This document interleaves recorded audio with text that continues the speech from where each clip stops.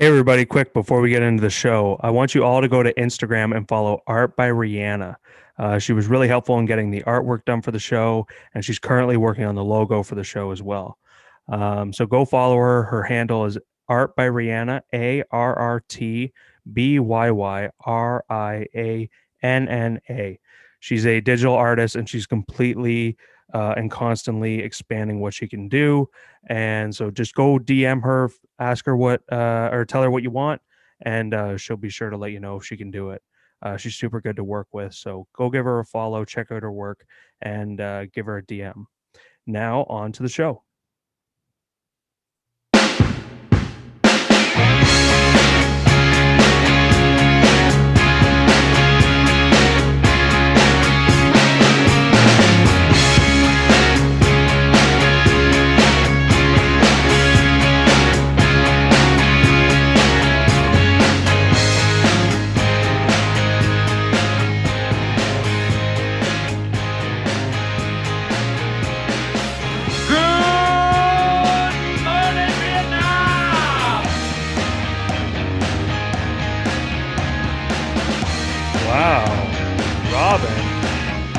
Thanks, buddy.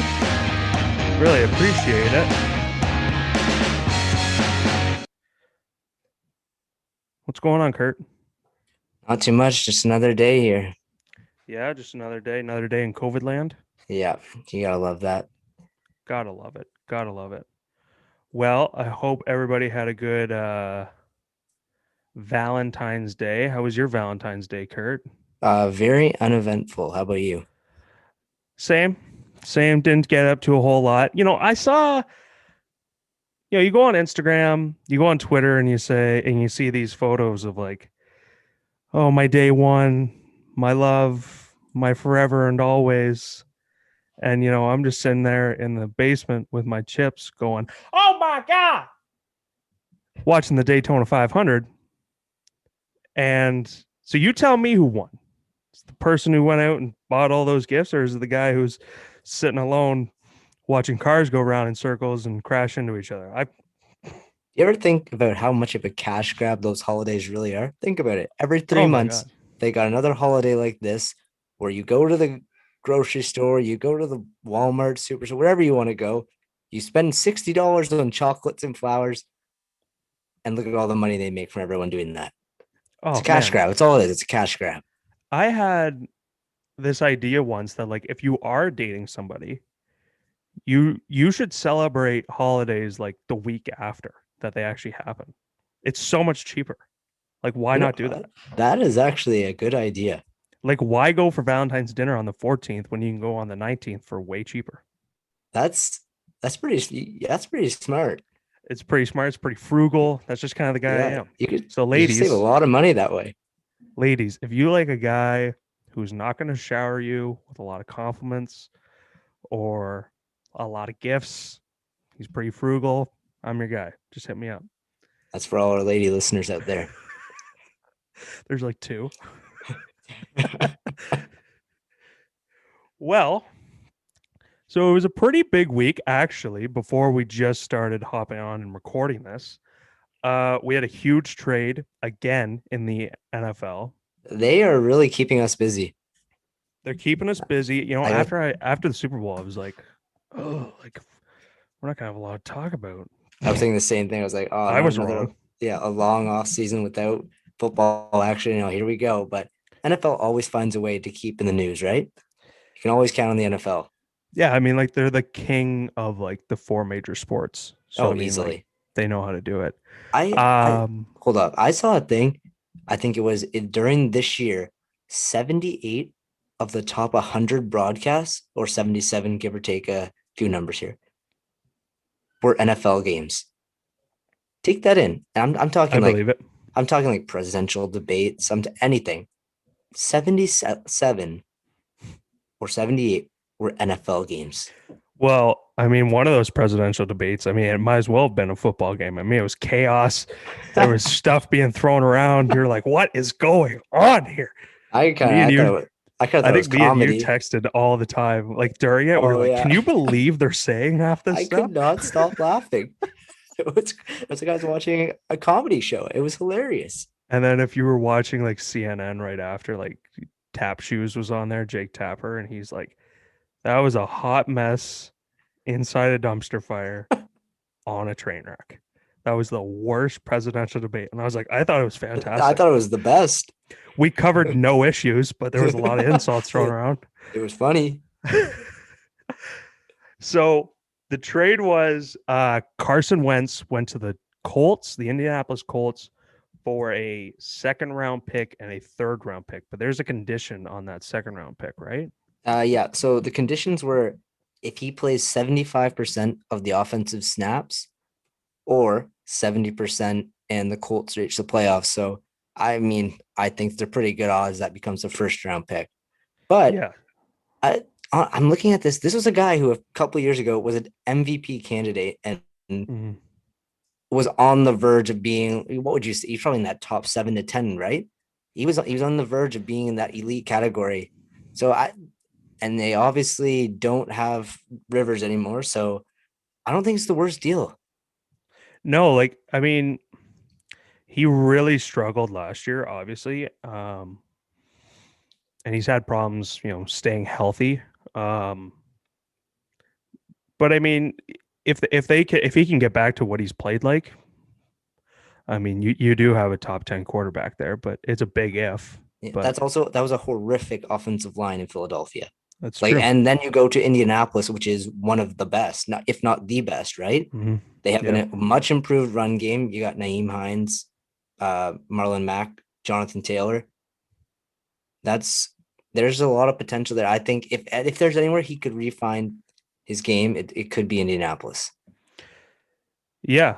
And you were saying before the show, like, if you pick up Carson Wentz in a trade and you got to pay him the amount of money you're paying him, obviously he's going to be your starting quarterback. So that puts the kibosh on a certain player coming back. Yeah, that kind of I mean, you can decide for yourselves if you thought he was going to actually come back with the rumors, but it would have been nice to see a little more chance for Andrew Luck to come back. But obviously now that he won't be returning to Indianapolis, so I don't think he'll be returning at all now. Because if he was going to come back, I think he wanted to be back with the Colts.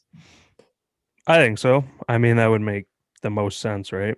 Yeah. But I mean, on the other side, like Philadelphia, they're moving on from this quarterback that a couple years ago was an MVP candidate, and now they're going to run with Jalen Hurts. Like, do Jalen you Hurts, like that? QB1. Yeah, you know what? I think we saw flashes of him as a real talent last year. That offense just seemed to function a lot better. Doug Peterson's offense just seemed to be a lot better. Mm-hmm. But this year with the changes there with those, I don't know. Well, I think he has a lot of talent and I think he will be able to handle it, but we'll see. We'll see. The Eagles were a weird team where they lost a lot of games and they weren't in a good division. But they were weird in the sense like they would lose games, but they were always in the game. Like even if they got blown out in the first half, like they would rally somewhat and keep it somewhat of a close game, which, take it as you want. I mean, they still lost the game, but they are a weird team in the fact that they kind of keep it close. Yeah, and when I look at the division, I still am not convinced that there's a clear favorite. Like that's still an open division to win. If you make the right additions, you draft well, that like they can still win that division this year. I think that although their defense is terrible, as long as Dak plays, I think the Cowboys are the favorite. I think their offensive line is still, well, obviously it's still good. But then you get Dak and you have Zeke, and they could make some noise. They could be a team that, I think, tell me if I'm wrong, but I think that defense in the NFL is mostly about coaching. Is you can have a good defense as long as you coach them well. Well, I'll tell you firsthand from watching Tampa Bay, it was night and day when Todd Bowles came as a defensive coordinator. I mean, just look at the stats. It wasn't even comparable. It was, like I said, night and day, totally different. The improvements were incredible. And he's one of the best defensive coordinators in the league. But yeah, you're totally right.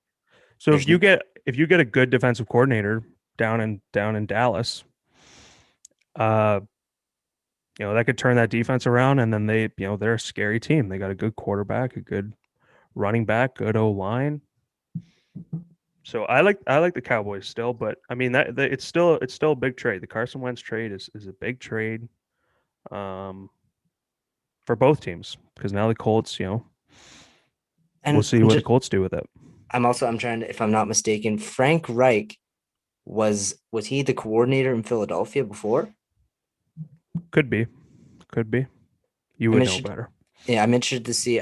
I think he was, but I'm interested to see now with Nick Sirianni coaching the Eagles instead of Doug Peterson. We'll see how that translates for Jalen Hurts. But the interesting thing you're talking about division, you said you like the Cowboys because they weren't healthy, right? That was obviously getting those offensive linemen back will be huge.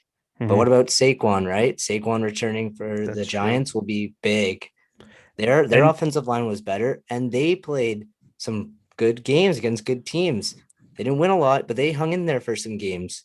And Daniel Jones is better than I think a lot of people thought. Like, I mean, yeah, he fucked up a few times, but I mean, overall, if I was the Giants, I wouldn't be crying that Daniel Jones is my quarterback. I mean, who knows? People that watch the Giants every Sunday might disagree. I don't know. But the thing is, like, even every team, like when I was talking about how open that division is, Washington won that division. That's crazy. And we're not even talking about them in this conversation. No. Like, or we at least not yet. And I actually, like, we have to see who the quarterback is, but they could be the team to beat. Are they the team to beat? I don't know. That front seven is easily the best. Mm-hmm. But then, like, a healthy Dak with that receiving core and Zeke is a totally different team. Like, that'll be, as much as we thought it was the worst division to watch last year, possibly, it was still fun because of how close it was. It was the worst, but it was like the best because everyone was so close together. Exactly. Every game mattered. You were watching a 3-win team saying, you know what? If we win this, we're only half a game out, and every game mattered. Yeah, it was a wild division. I enjoyed watching them. Actually, the Cowboys really screwed me. I think it was Canadian Thanksgiving, and I had a huge parlay going with like a payout of like $1,500 or something like that, and I put like nothing down, and I was 4 for 5, and then Dak got hurt. Oh no! And I think they lost the game, and I was like, shit, that was tough. That is tough. So we were in Dallas. Let's move over to Houston. The corner piece of the Houston Texans got released. See that? Yep, JJ Watt. JJ is a free agent now. I guess he asked for the release, and the team was willing. So he became a free agent, and now teams are trying to get him. Obviously, they're pitching him now. You can agree with me on this if you want, but I think most football fans, if there's one destination we all want him to go from a pure entertainment point of view, Pittsburgh. All the way. Yeah, you knew it before I even said it. Yeah. Now, do they need JJ Watt? Well, I mean, everyone needs JJ Watt, but they already do have a good front seven. So, okay, maybe not as much as other teams, but that would be so much fun. All three of them on the same team. Yeah, I mean, it's a good story. And obviously they're near the top of the list of teams that are rumored. Another team was the Browns, but the Browns and the Steelers, like I feel like they're both in the same boat, and that they already have a good pass rush. I feel like JJ Watt is just like a unnecessary add, an unnecessary luxury to have for both those teams. What about the Bills? Yeah. So I'm gonna give you a scenario. I'm gonna give you a scenario here. Mm-hmm. What was the recipe for beating Kansas City? Pass rush. Right? Yeah. What is Buffalo missing in that game? Pass rush. They have a good secondary. or a good enough secondary. They could make some additions, but Tre'Davious White, their offense is easily good enough. Yeah. Where are they weak? Now that is something to think about as a destination. That would be fun. Yeah.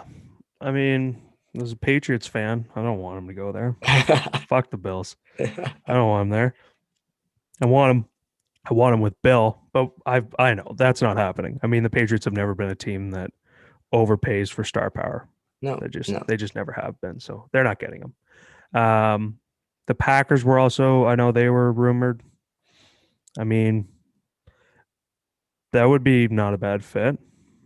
Yeah, that's another team that could definitely use the pass rush. If you look back at, I guess the way you beat Tampa is the same way, right? You got to get to the quarterback. But that's the way with any good like any good team, good offensive line keeps their quarterback on their feet. I got another team. I don't know what their cap situation is like. What about the Bears? Khalil Mack and JJ Watt. Yeah, but they also fall in that category where their front seven isn't the issue. And like you said, it's going to be a costly investment. I spend that money elsewhere if I'm them. They have other issues that they probably should address, and I just don't think that.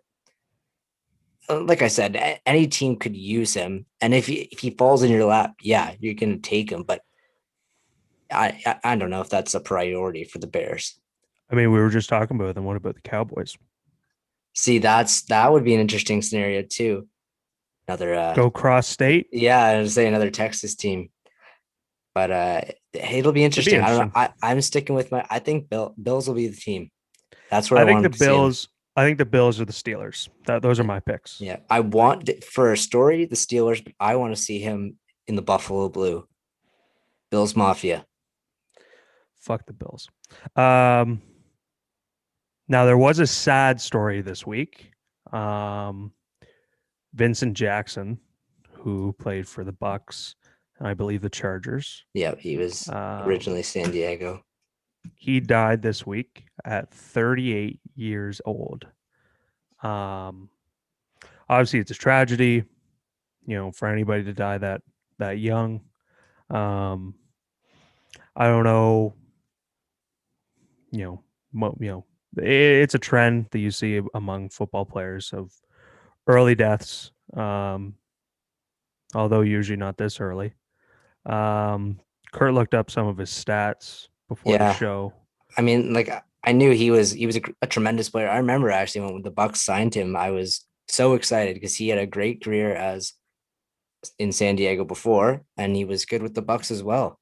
He was just fantastic on and off the field. But yeah, he had almost 10,000 yards and 57 touchdowns. So he was an elite receiver for sure. Yeah, he had multiple seasons over 1,000 yards receiving. I think 6 years of over 1,000 yards. Yeah.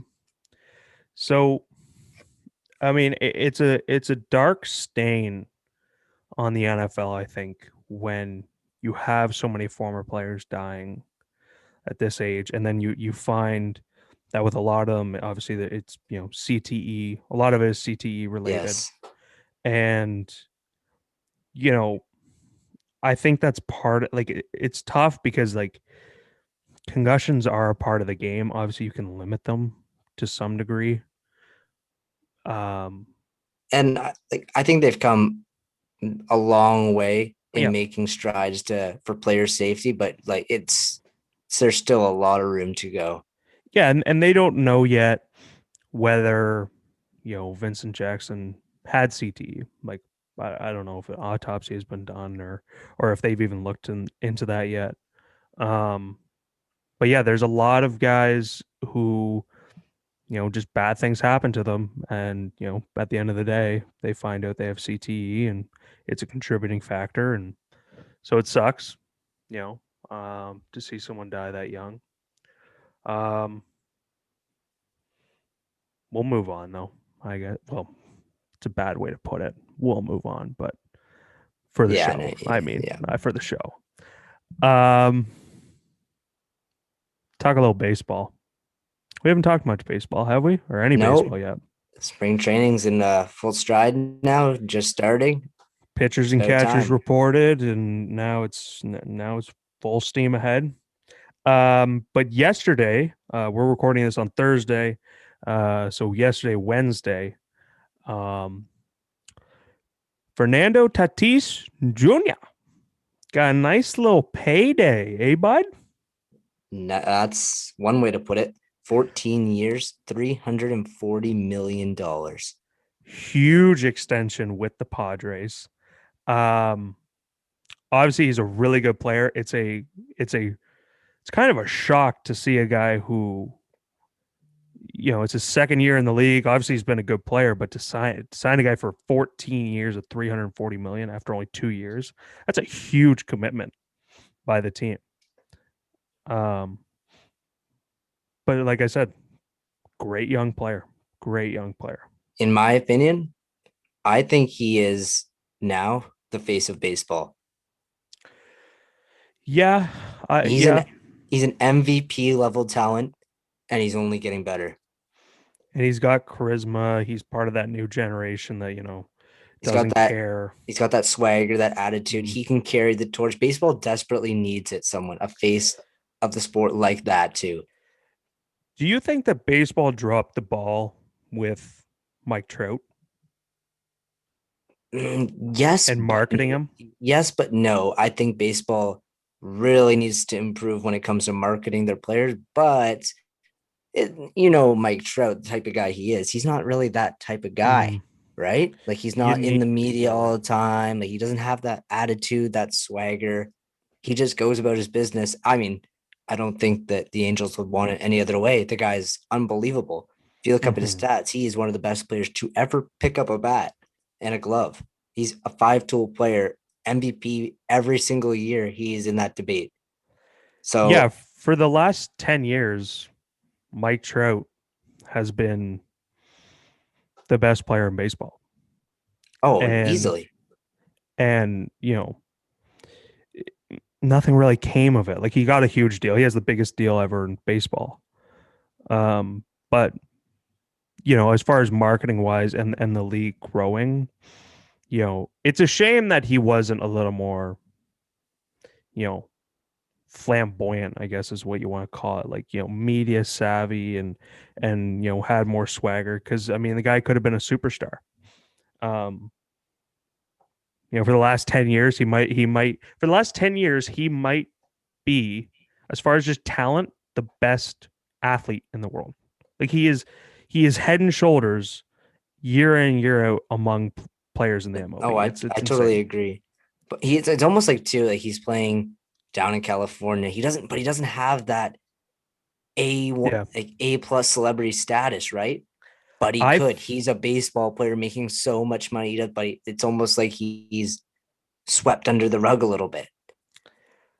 I think that there's a huge deal in whether you play on the East Coast or whether you play on the West Coast. If you play on the East Coast, I think it's way easier to become a star, because not only are the East Coast people obviously watching you, but the West Coast people are watching you. Like people aren't staying up till 10 o'clock to watch Angels games, but people at the West Coast, they might get home early to watch a 4 o'clock Yankees game or something. You know what I mean?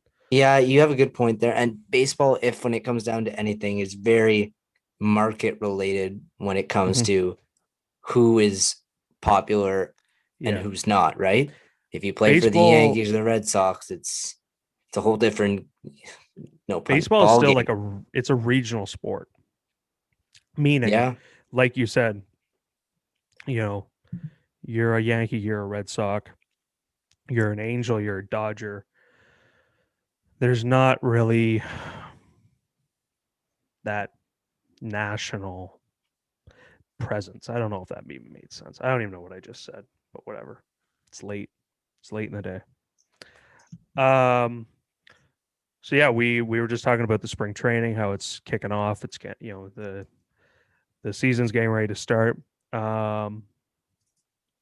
So what are your predictions, Kurt, for the playoffs? I mean, All right. we haven't even got underway with spring training games yet, but Yeah, I love this. The way too early playoff predictions, those are my love favorite. it. Um, yeah, so I've been doing some thinking about this, and I'm very excited as a Blue Jays fan to start. I'm incredibly excited for baseball that's back now. Mm-hmm. And when I look at the divisions, I'm still thinking to myself, so I'll start in the American League. I got the Yankees winning the AL East. They're still, I think Mm-hmm. the pitching is above the Jays, and the lineup is probably equivalent, if not a tad better. I So agree. I'll give them the advantage. The White Sox look poised to make a run. I really like that team.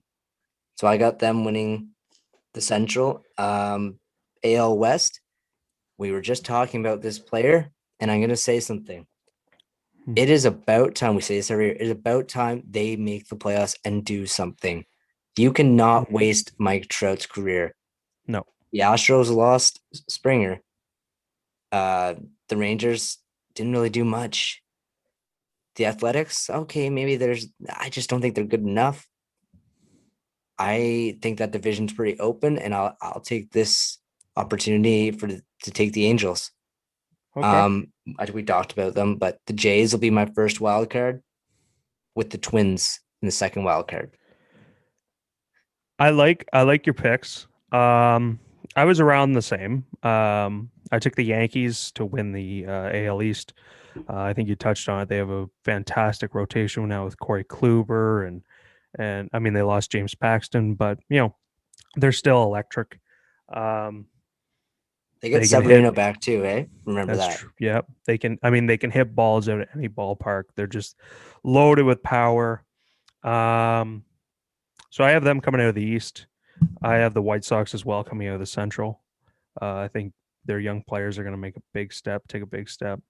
Luis Roberts, I love that guy. He's so good. He's so fast. He's a five tool guy. He really Yep. is. He's a five tool guy. Um, as far as the West goes, I'm going to take Houston. I still think Houston's good. Um, they have Brantley back. Um, they still have Verlander. Verlander's coming off, I think it was Tommy John.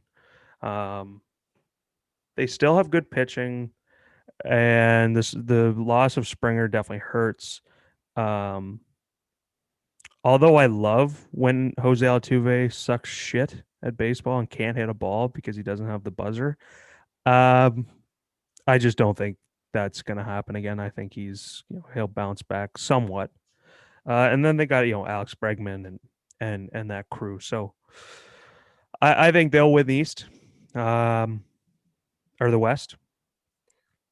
My first wild card is the Blue Jays. I think the Blue Jays are going to be good. Probably finish with about 90, 91 wins. Um, I think they'll beat out the Rays.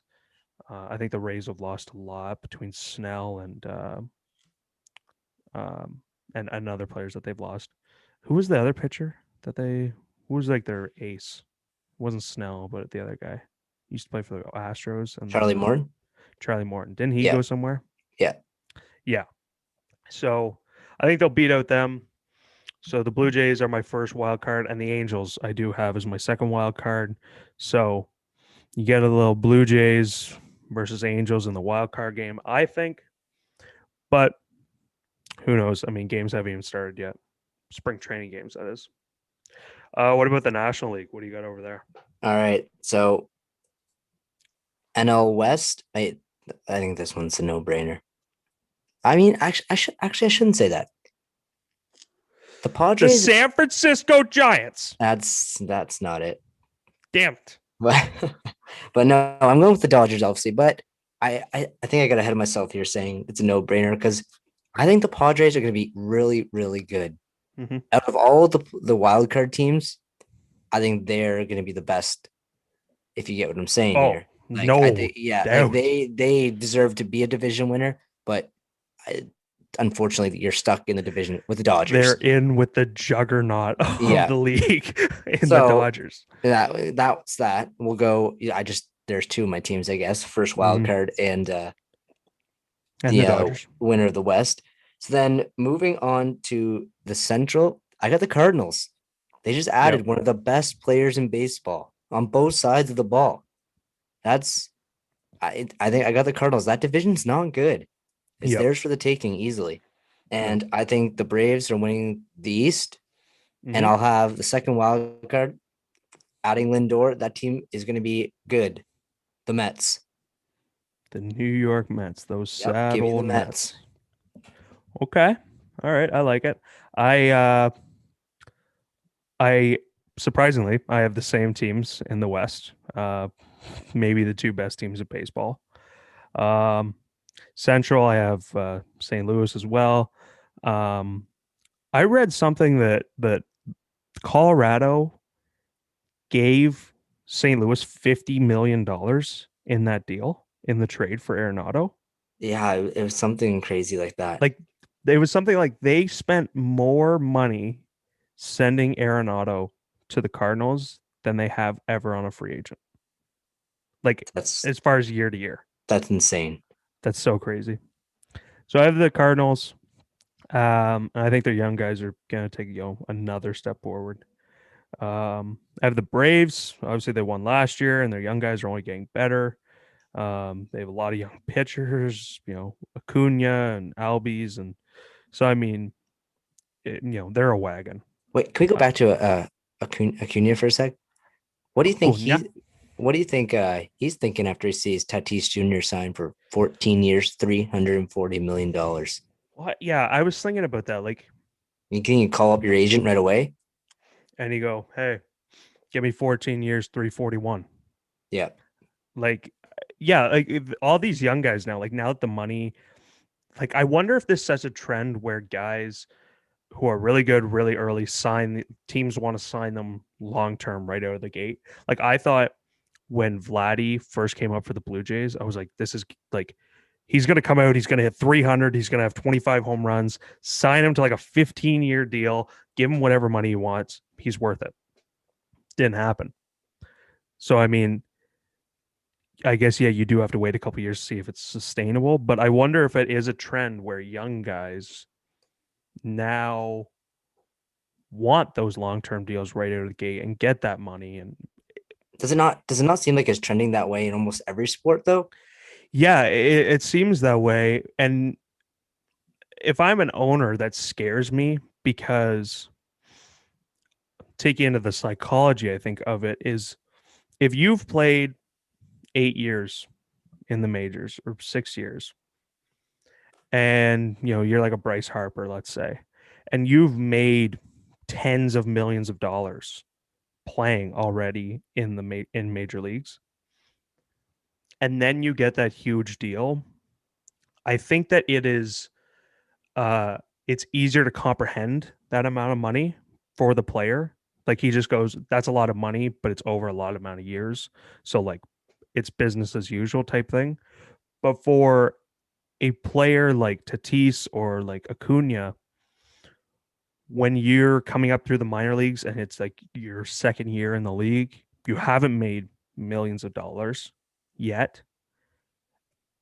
And now somebody gives you $340 million. That is impossible to comprehend. So it scares me as an owner being like, if we give this guy money, like, what is he going to do? Is he going to check out now because he has generational wealth now? Like, that's what would scare me. I guess at the same time though, those players that we're discussing are generational talents as well. Like you don't Yeah, hand that money out just to anyone. Those players are going to be the face of the game for the next probably 14 years. you're right. You're Right. right. So like, I mean, obviously, yeah, we can't sit here and predict what will happen in the next 10. But if I had to place a bet, yeah, it would be that he wins a couple MVPs down the road. Yeah. I mean, I could see, yeah, obviously Tatis and Acuna, they're fantastic players. It's a lot of money for a 21, 22-year old. So much money. Could you imagine somebody giving you $340 million? You would go off the rails. You'd be like, I'm buying this, I'm buying this, I'm buying this. Like that you ever see that 30 for 30 broke? Are you kidding? I would actually invest it intelligently. Oh, I'm just really? kidding. No, I'm just kidding. The 30 for 30 broke is like one of the greatest 30 for 30s ever made. And like they had this like one guy on there and he's completely flat broke. And they were like, what did you do with your first paycheck? And he was like, I bought a $30,000 fur coat. I wore that shit once. And then like there was another guy, and like, what do you do? He's like, I went in, I bought $100,000 worth of jewelry. And they're like, what else did you do with it? I'm like, that's it. I spent it all. And All then on like, jewelry. do you have any money left? He's like, nope, flat broke. And they're like, okay, all right. And then they would show like what actually to do, but it was so great. Like just to hear those two guys being like, I spent it all. I have no money. Allen Iverson went broke. He Oh, made I like did know that. $300 million in his career. And he's like, I have nothing now.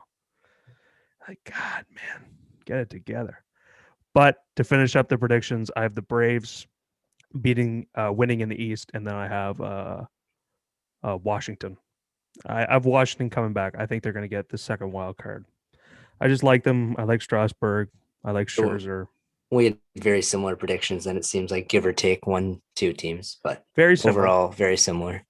But moving on to the biggest story of the week in baseball. If you didn't see this, I don't know how you didn't. It's kind of like a cultural shock where like when you heard it, it's like the ground shook. You're like, oh God, what happened? Well, I'll tell you what happened. Tim Tebow retired from Double-A ball. And that what a historic run he had. I mean, I get a little teary-eyed talking about it because, you know, you're like, this guy is such a talent. He has so much skill at the game. He was destined for the Hall of Fame. Oh my God. And then he's like, I'm hanging it up. I don't have to drive anymore. So that sucks. I mean, you gotta give it to the guy for going out on top. Yeah, man. Like he played 4 years. He had like 8 home runs. Like he was generational.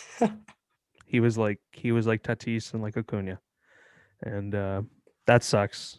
But we'll move on. I pray for you, Tim Tebow, on your next endeavor. Jesus. Where should we go next? Should we go to the court? Go to the b-ball court? Talk a little NBA? Yeah, sure. Love talking some NBA. Let's do it. There's so many rumors going on right now. And I love it. Andre Drummond. Now, this guy, I got to say, I hate the way that basketball has become. I'm not one of these old timers being like, get it to the hoop, post up, hook shots only. I'm not one of these guys, okay? But I will say, Wilt Chamberlain highlights. I love Wilt Chamberlain. But like Bob Cousy, like when people are like, Bob Cousy, best point guard ever. And you're like, the guy couldn't dribble his left hand. What are you talking about? Like literally couldn't. So, but what annoys me about the game is when you do have a guy who's 7 foot tall, he's 250 pounds, and he stands out on the perimeter with guys half his size. Like that's so annoying when you know you could physically dominate somebody in the paint. That is the worst. It's so frustrating to watch. Like I refuse to watch Karl Anthony Towns because that guy's like, I'm gonna jack up 8 threes tonight, and you're like, why? You're so much bigger than everybody. Just get into the paint. But Andre Drummond is one of these like old school centers where he plays defense, he rebounds good, he'll get you 16 points a night. But just teams haven't really had the interest in him since he left Detroit. And but now he's on the trade block. There's rumors flying around that the Raptors might pick him up via trade. Do you like the move, Kurt, for the Raptors to maybe pick him up? I mean, yes, but I just don't see it as a reasonable decision. Look, if you look at the makeup of that team right now, who are they beating in the East? Are they beating the 76ers? No. Are you beating Brooklyn? No. Are you beating the Milwaukee Bucks? No. Are you beating the Celtics? But here's the thing that I will say, though, is when you have a guy like Andre Drummond who can play really good defense and he can play, under the hoop, and he gets rebounds and he'll get you those 15, 16 points a night. He's another threat. He's a guy you have to think about in the back of your mind. And are they going to beat Brooklyn or Milwaukee or Philly or Boston? No, probably not. But there's always the chance, right? And so like when you get Andre Drummond, if you were to get him, it just increases your chance. That's all. I hate that more teams don't want Andre Drummond. But I kind of feel like this season for the Raptors though is a transition year. Like you got to think Kyle Lowry's a free agent after the year. They got a lot of young players, and I think they're saving up some of that cap space to make a move next year, a big splash. They need like a Giannis type player. You know what I mean? Like I don't yeah, think this year is kind of a transitioning year. You still got OG, you still got Fred now who's locked up, Fred's still very got good. Pascal who will not. He needs to be quite a bit better, Mm-hmm. but they have young pieces in place, and I think they're waiting to refill. Once Kawhi left, it just wasn't the same, so they're waiting to refill that spot. Do you know who's a free agent this summer though? Oh, Kawhi. Kawhi Leonard. could you imagine? Yeah, I don't think he'll leave. I mean, the Clippers are playing really well now, and Paul George has got his head out of his ass now, finally, and he's playing some basketball. But Pandemic P. pandemic P, pandemic PG. Um, yeah. So I mean, I think it's a net positive if they get him, but if they don't get him, it's whatever. You guys weren't going to win anyways. Sorry, Raptors fans. You're not as good as everybody else. But there's another big man who's on the block. This guy has fallen off so hard. It's unbelievable. Blake Griffin. I saw a stat. I was watching. I forget what it might have been Sports Center, but this guy had his first dunk in over a year. Oh my God. Can you take that in? What do you remember of Blake Griffin highlights? Fucking throwing that shit down as hard as he could over three guys. This guy is not even close to the You same didn't player just say anymore. that. You didn't just say he's his first dunk in a year. I'm not kidding. I wish I was kidding, but I'm not kidding.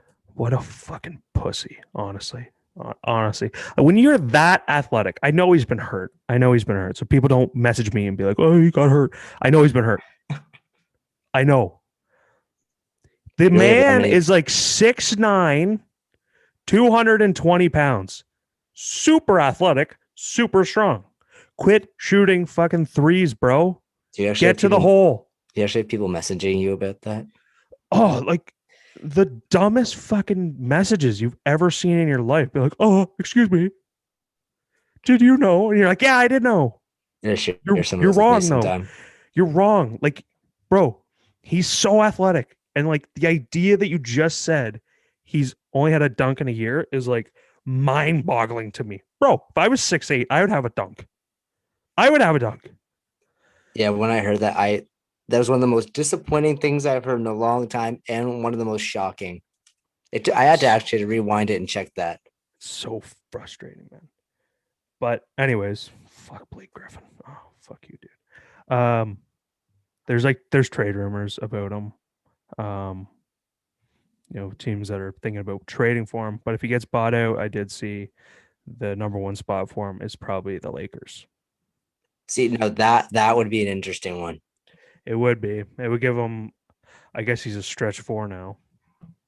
Don't know why, but it would give him another option, and you could play Anthony Davis at center, and if you wanted to go small, you bring him in. But it seems like the Lakers, like, I mean, bronze teams are always like this, where it's just like an all-star team of just like really good veteran players, really, really good veteran players, or in Blake Griffin's case, guys who used to be good.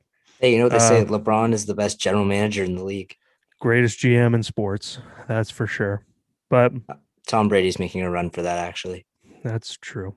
That's very true. Yeah.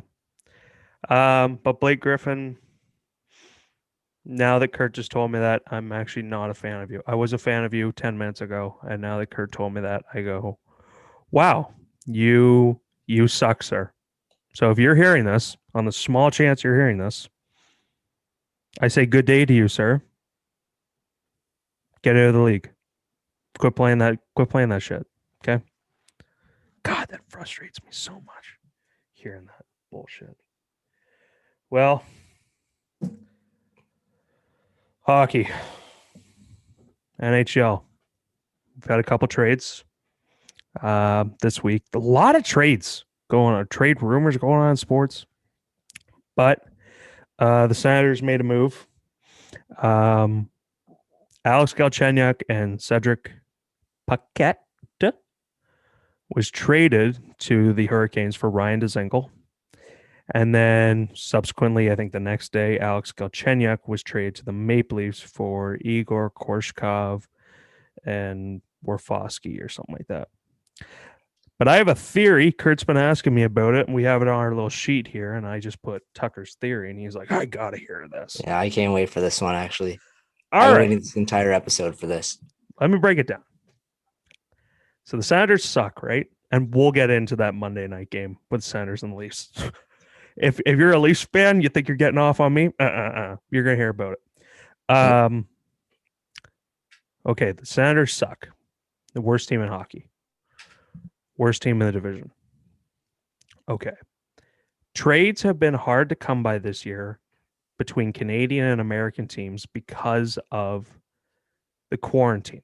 There's a lot of things, a lot of trades that teams would like to do, but can't because, or don't want to, because they know the player they're trading for is going to have to sit for 14 days. I mean, you saw that in the Winnipeg and Columbus trade.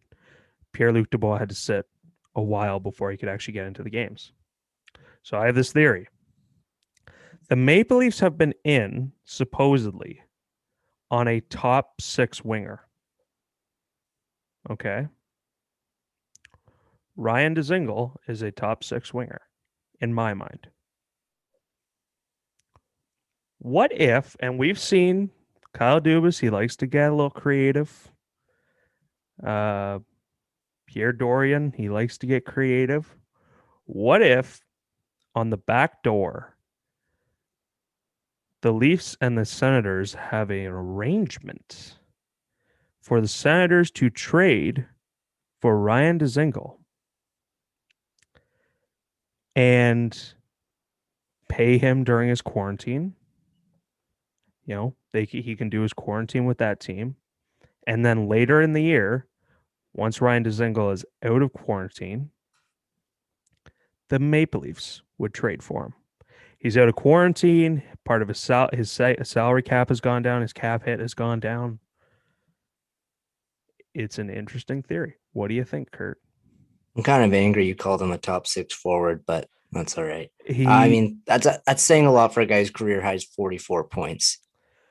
And he has... that's like 44 points. Like, I mean, there's a lot of guys in the league that are considered top 6 forwards, and they've had like Kasperi Kapanen. Like, top 6 guy, he's playing in our top 6. And you're like, he's at 45 points, his highest. So, I mean, like... That, yeah.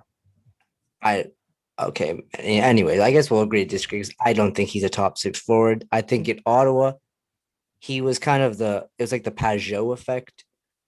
Those guys were playing in roster spots on that lineup, or I guess up in the lineup higher than they probably should have. And they did produce, but who else was going to produce? I like Dzingel as a player. Don't want him in my top 6 if I'm a contender. Well, he's been pretty underwhelming in Carolina. It's probably why they're moving on from him, because that team is going to be a playoff team as well. Yeah. It's just, I like Ryan Dzingel. I think he works hard. I think he's a good player. And that's my theory. I'm sticking to it. If I was on the stand right now, I'd be like, I am sticking to that, Your Honor. You know Ryan Dzingel will be a Maple Leaf. I actually expected a lot more out of that theory, but that's all right. Oh, what was wrong with my theory? No, it was, I don't know. What was wrong with my theory? It was fine, but I don't want fine. I wanted something more, The theory is that there is a backdoor deal going on between 2 NHL teams, a conspiracy happening to get out of a quarantine and out of money to have another team pay his salary while they're like, well, and by the way, for people who are like, this is there's no way this is good. This happened all the time back in the day. I took a Marty class. McSorley got traded from the LA Kings to the Pittsburgh Penguins. Both teams knowing full well at the end of the year before playoffs, Marty McSorley was going back to the Kings. So this happens all the time. I just want to tell you, I took a class on conspiracy theories. It was nothing like that. We can get into some conspiracy theories. I love conspiracy theories. You want to get into conspiracy theories? I'm your fucking guy. Okay. I'll sit at a bar with you all night and I'll talk about Martians flying around. Okay. I'll have to take you up on that offer. Get a few Pink Whitneys into me. I'll be talking about the stars and how there's aliens like floating. I'll get you going. Oh, I can't wait. We'll do it. Quarantine's over. Yes. Post quarantine. So Alex Galchenyuk is on the Maple Leafs. Ryan Dzingel is coming to the Maple Leafs. We all know this because of my theory. But Alex Galchenyuk is on the Maple Leafs. He's been on like 8 teams, actually 7 teams. This guy's on incredible pace if he wants to play for every team in the NHL. He's killing it. He's 27. He's been on 7. Dude, you can get the other ones. He could do it. You can get the other 25 teams. No problem. He has to sign 1-year deals going forward with a few trades to help as well. Yeah. So he's got it. He's going for it. But I think Alex Galchenyuk, obviously the guy is highly skilled. He's had 30 goals before with Montreal. He got traded for Max Domi, so he was a good player. You know, he got traded for Max Domi, who was a first-round pick, and Alex Galchenyuk was a first-round pick. Didn't work out there. I think he went to Minnesota. I think Pittsburgh, Minnesota, Arizona. Minnesota. He's been all over. Ottawa, Carolina, now Toronto. Yep. He finally skated today, actually, for the first time with the Maple Leafs. But I think, so who knows? Maybe he'll be in the lineup tonight. Like, this is coming out Friday, so maybe he'll be in the lineup for Thursday night's game. See, I'll tell you why I think Galchenyuk has a problem sticking on teams. If you're building a team, obviously he has some offensive talent, right? But he doesn't have enough. You don't want him playing those top 6 minutes. But he also is a liability in his own end where he's not really a role player. So he kind of just, when it comes to when you're building a roster, there's just not a spot on an NHL team for a guy like that. Like, you take a chance because of the skill, but then he fails to produce in those minutes. Then he doesn't become a fourth liner because it's not a role player. Where does he play?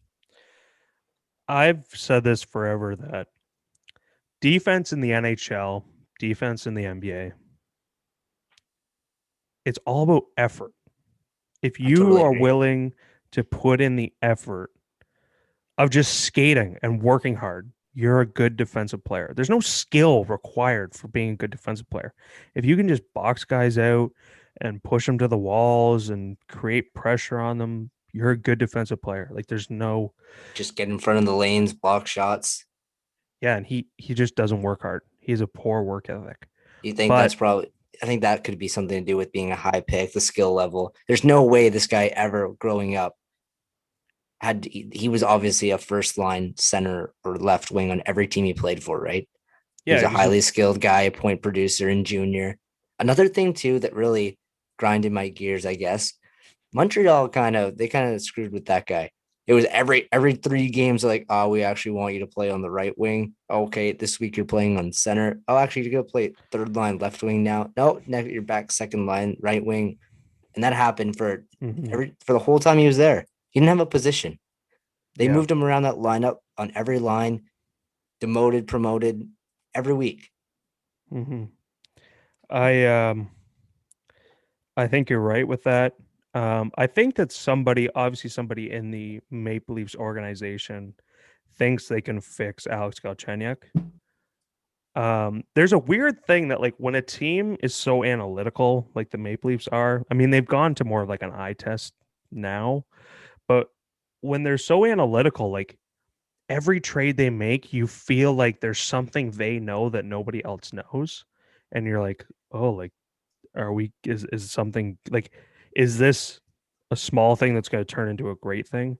And that's what I wonder with Alex Galchenyuk. And like they have the most resources in the league as far as like they can pay. Like they have skating coaches, defensive coaches. Like they have all these coaches that they can afford to pay to do these things, and they're the best at what they do. And so I think if anybody can get Alex Galchenyuk to the back to the player that he was, it's the Maple Leafs. I'll kind of add on to that. I honestly though, when it comes to this, for what it cost, I think we're over complicating this. It could be just as simple as creating competition in the bottom six. It could be Because guys have bounced around. You have a couple injuries, so there are spots available. And there's nothing wrong with creating competition in the bottom six.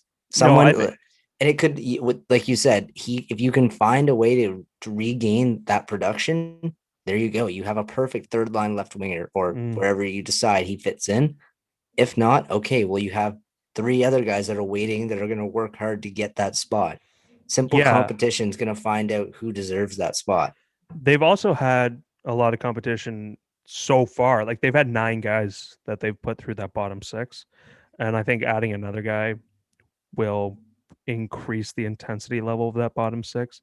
But again, he's one of those guys where his ceiling is very high. So if you figure something out, or if he finds his game again, wow, like that's a gem. Like that's a, that's that's not what you were looking for, but like you'll take it. Yeah, we'll see going forward. It's kind of a low risk addition anyway, so we'll see. Yeah. I told you, Leafs fans, that you were going to hear from me.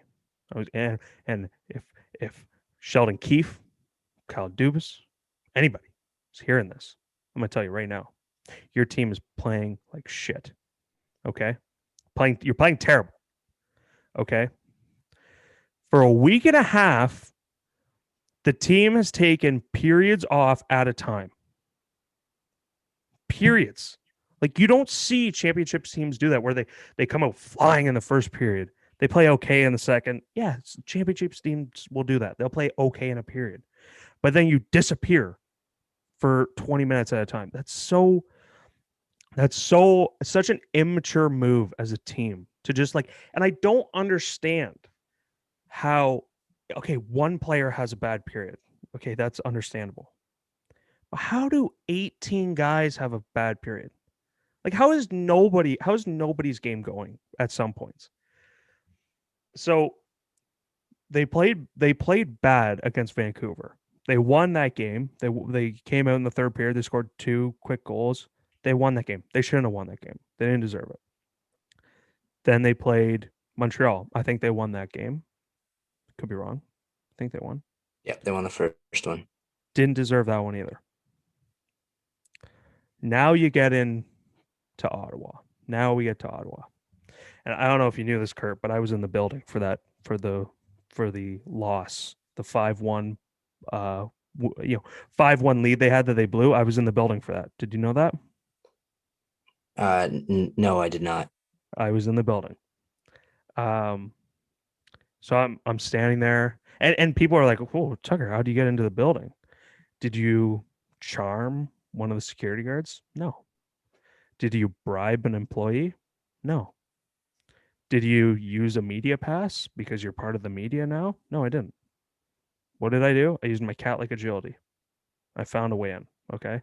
And if people know me, they know I'm an underrated athlete and I can get in anywhere I want to go, okay? So I got in. I'm in the building. Some people were like, who is this guy? And I'm like, I work here. And they were like, oh, okay, I've never seen you before. And you're like, well, open your eyes. So I'm in the building. It's 5-1 with 10 seconds to go in the second period. And I'm like, this game is in the bag, man. We got this. Did you pack up and drive home? I was about to. And then the Ottawa Senators scored a goal. And it was pretty slick. It was Artem Zub out of the penalty box. That was pretty slick. No. This is the one right at the end of the period. This is the one where. Oh, Nick Paul. That was Nick Paul. Yes. And yes. I looked my at. My bad. I looked at the score sheet after the game and I go, well, that's weird. I highly disagreed with the score sheet because it didn't say John Tavares got an assist on that goal, but he should have. I mean, tape to tape pass right on the other team's stick, boom, back of the net. And you're like, whoa, Johnny T. If you could do that in the other end, he's an underrated playmaker. Dude, that guy gives away the puck more than anybody I've ever seen. Like it's awkward to watch him play hockey at some points because like he gets points, but you're like, he is working so hard to get these points, and you're like, I feel terrible for this man. He also, it's kind of weird you pay $11 million for a guy to deflect pucks. He does more than that. Yeah, he does do more than that. A little more. But recently he has played not good. Actually, last night against the Sounders, he was zipping and sliding, and he was getting in there. Right? We were like, "Oh, this is a young Johnny T out here." Hey, turning back the clock. Do you know the story about Joe Thornton scoring 4 goals? No, actually, I saw it. I saw it on Twitter. I saw it twice, and I was like, "I don't get this. Tell me." All right. So I'm going to apologize for this. There's some aggressive language when it comes to this story, but this is a real story, okay? It's fine. It's pretty interesting. It's pretty funny. Okay. So do you remember the game Thomas Hertl scored 4 goals? Yeah. So if I'm not mistaken, the way he celebrated pretty flamboyantly and aggressively after the 4th one, and a reporter goes, Joe, what do you think about Thomas Hertl scoring 4 goals? And Joe Thornton says, well, if I ever scored 4 goals, I would take my cock out and start stroking it. What the fuck? I'm dead serious. So I thought to myself, he had 2 disallowed goals. What if he had 4 disallowed goals? What would he have done? Joe is such a weird guy. Like there was a story about like when he was in San Jose, he took the doors off of the stalls in the bathroom so he could keep talking to the guys. He's a character for sure. He's such a weird guy. I missed the fact that you can't have any media scrums this year because you would have got so many good sound bites, especially in Toronto from him. Oh my God, so many. All right, so I'm in the arena. I've scaled the walls. I'm in the arena. People are questioning why I'm there, but whatever. So now it's 5-2. We're going into the third period. And I'm like, oh, I go, okay, well, it's 5-2. Like, worst team in the league. We got this. We're the best team in the league. They're the worst team in the league. Then it was 5-3. And I go, okay, we got something cooking here. It was 5-4. I go, now the sweats are coming. Now they're coming on. Because as a Leafs fan, you're like, oh, shit, not again. Then it was 5-5. And then you're like, shitting your pants. You're like, oh God, this is so bad. This is as a Leafs fan, you're probably like, not this again. You're like, oh my God, too many times. You're like, please no. Then it goes to overtime. Morgan Riley, wide open cage, block by Dadonov. Puck comes out. Dadonov skates down, gets the pass. End of the game. That's it. That's my favorite game of the year. Fuck you. That's so upsetting.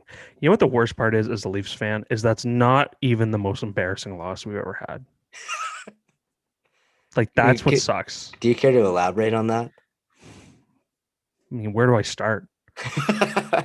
Like 2013 against Boston. We thought we were winning that. I literally said, I was like, oh my God, we're going to the next round.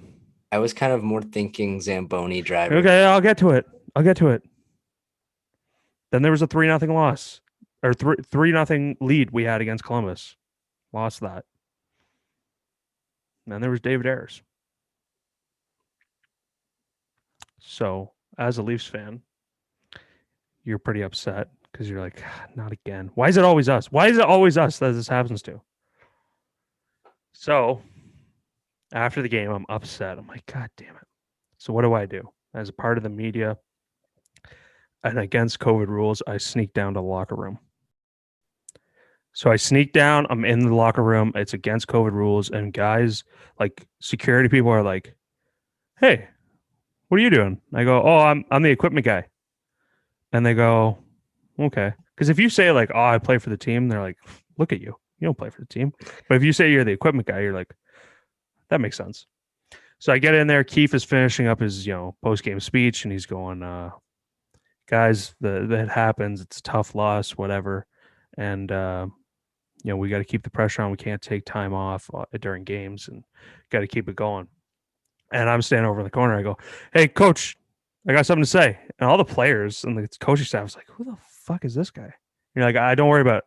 So I get up there, and actually, I was told, and I was sent. Somebody got a clip of me doing my impassionate speech to the team, and they sent it to me. Actually, in the email, they said we originally were recording for a lawsuit to go against you, but it was such a good speech, and the boys were so fired up that we decided to keep it as a memento. So thank you to the legal department of MLSE for not suing me for sneaking down into your locker room. But here is the clip. I'm going to play the clip for you. This is what I said to the team. They only got a little part of it, but here it is. We can't have anyone freak out there, okay? We've got to keep our composure. We've come too far. There's too much to lose. We've got to just keep our composure. So I got a little fired up. That definitely makes up for your theory earlier in this show. So I got a little fired up. Some even say I lost my composure, but it is what it is. I hope the team listened to me and they responded and they came out and they won the next game. But can I bring you up for some of my beer league team games? 100%. We got to keep our composure. We need that desperately. I'll fire your boys up. God, I'm the king of not a chance we lose with that pregame. Nope. All right. So I think we covered a lot today's episode. Yeah, we did. We'll give you some picks for the weekend. You go into the weekend, you can lose a lot of money like I did last weekend. So like Kurt, what do you got? Weekend. All right. So I'm going with Montreal Saturday, the Phoenix Suns Saturday, and the Boston Bruins Sunday. Good picks. You didn't take your favorite team this weekend? No, I shied away from that this week. We listened to our rules. Yeah. Okay. I'm taking the Avalanche over the Knights, the Golden Knights.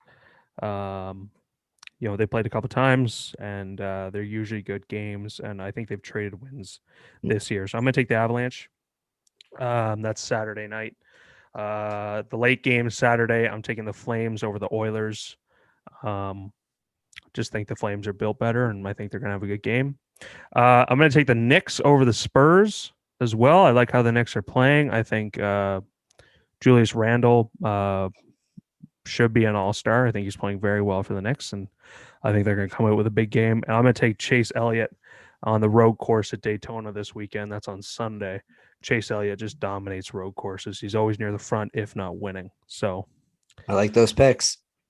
Thanks, man. Well, it was a great episode. We want to thank everyone for listening. If you haven't already, hit like, hit subscribe, rate us on Apple Podcasts and Spotify. That way more people can see the show.